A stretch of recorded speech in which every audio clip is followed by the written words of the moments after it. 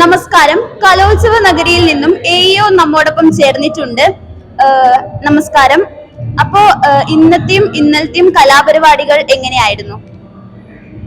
നമ്മുടെ ഹോസ്ദുർഗ് ഉപജില്ലാ കലാമേള ഇന്നലെ ഇന്ന് മാത്രമല്ല 11, 12 തീയതികളിലായിട്ട് നമുക്ക് സ്റ്റേജ് തര മത്സരങ്ങൾ കഴിഞ്ഞിരുന്നു. അപ്പൊ ഇന്നും ഇന്നലെയും നാളെയും കൂടിയാണ് നമ്മുടെ സ്റ്റേജ് മത്സരങ്ങൾ. വളരെ നല്ല രീതിയിൽ സമയബന്ധിതമായി നമുക്ക് കൃത്യമായിട്ട് പൂർത്തിയാക്കാൻ കഴിഞ്ഞിട്ടുണ്ട്. മറ്റ് സംവിധാനങ്ങളും എല്ലാം വളരെ മെച്ചപ്പെട്ട രീതിയിൽ മുന്നോട്ട് പോകുന്നു. വലിയ പരാതികൾക്കിടയില്ലാണ്ട് നല്ല രീതിയിൽ തന്നെയാണ് നമ്മുടെ കലോത്സവം മുന്നോട്ട് പോകുന്നത്. ഇന്നിപ്പം 2ാമത്തെ ദിവസം അതിന്റെ അവസാനത്തേക്ക് അടുക്കുന്നു. സ്റ്റേജുകളെല്ലാം സജീവമാണ്. കുറച്ച് സ്റ്റേജുകളിലെ പരിപാടികൾ പൂർണ്ണമായിട്ടും തീർന്നിട്ടുണ്ട്. പിന്നെ നൃത്ത ഇനങ്ങൾ വരുന്ന സ്റ്റേജുകളിൽ മാത്രമാണ് കുറച്ച് താമസം വരുന്നത്. ബാക്കിയെല്ലാം കൃത്യമായിട്ട് പോകും. അപ്പോ നാളെയാണ് സമാപന ദിവസം. അപ്പോ നാളെ ഈ ഒരു ഏരിയയിലുള്ള കുട്ടികൾക്ക് അവധി നൽകുന്നുണ്ടോ? നമ്മള് ഹോസ്ദുർഗ് ഉപജില്ല മുഴുവനും അവധി കൊടുക്കുന്നില്ല.